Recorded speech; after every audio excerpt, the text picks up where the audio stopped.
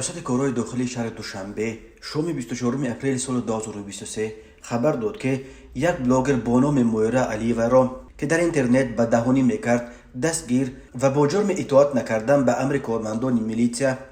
برای 5 شبانه روز حبس کردند. میلیتیا افزود گرچند قبلا چندی مراتبه از جانب کارمندان میلیتیا نفرانی که با مقصد زیاد نمودن آبونشیان خود توسط اینترنت نوارهای غیر اخلاقی پهن میکردند به جوابگری جلب گردیده باشند هم، ولی مشاهده ها نشان میدهند که هنوز هم برخی از استفاده برندگان شبکه‌های اجتماعی دست به چنین عمل نامطلوب میزنند.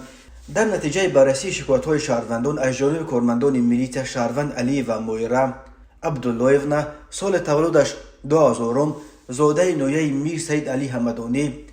دهه تگاب استقامت کننده شهر دوشنبه کوچه بخارا دستگیر کرده شد. ضمن سنجش معین گردید که نام برده به طور همیشگی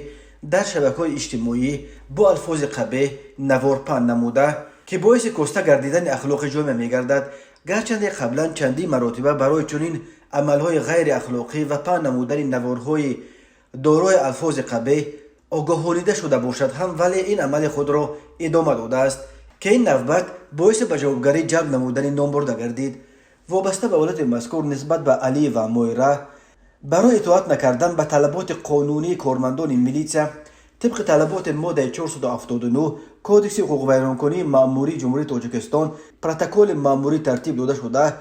جهت چاره‌جویی به دادگاه نویه شامنصور ارسال کرده شد. دادگاه در نوبت خود نسبت به بلاگر جزا در نمود حبس مأموری به مدت 5 شبانه روز تطبیق نمود. قبلا در ماه نوامبر و دکامبر سال 2022 ویدیوهای چندین بلاگر و آوازخوان و رقاصها نشر شد که می گفتند بعد صحبت با مقامات میلیتیا تصمیم گرفتند که سر و لباس و رفتار گفتار خود را در صحنه و در ویدیوها درست کردند. همین طور ماه نوامبر سال 2022 یک دختر بلاگر با نام فاطمه اشور و